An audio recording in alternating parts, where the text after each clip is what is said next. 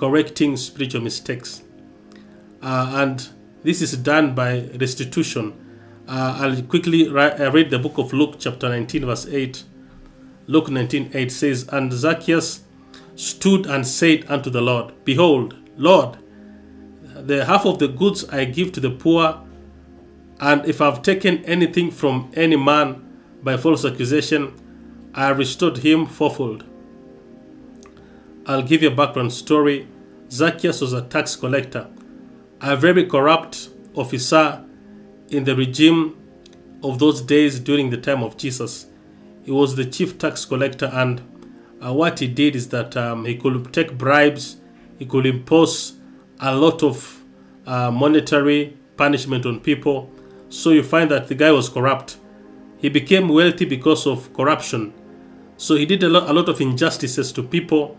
But one day, Zacchaeus encounters Christ. You remember that story?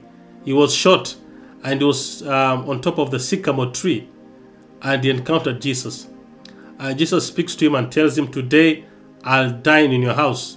So they leave, they go to Zacchaeus' house.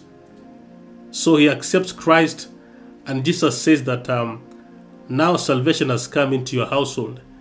So when he accepts Christ, he is forgiven.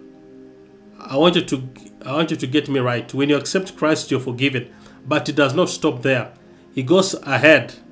He goes ahead to do restitution. He gives half of the goods to the poor. The second thing, he restores 4 times what he stole from people. We call it restitution. It's a very important part of correcting mistakes as a spiritual person. And I want to announce to you, anything that you have ever stolen as a child, any money you've ever stolen, if God reminds you, you need to go and pay that money. It's good that you're born again. I'm excited about your salvation, but there are some things that have to do with fraud, stealing. We need to correct it in one way or another. The same way Zacchaeus did. Because taking property, taking money that belongs to other people is an act of injustice. And when you come to Christ and say, "Father, forgive me," Jesus will forgive you. However, you need to do what we call restitution. Yeah, you need to return what was taken from those people.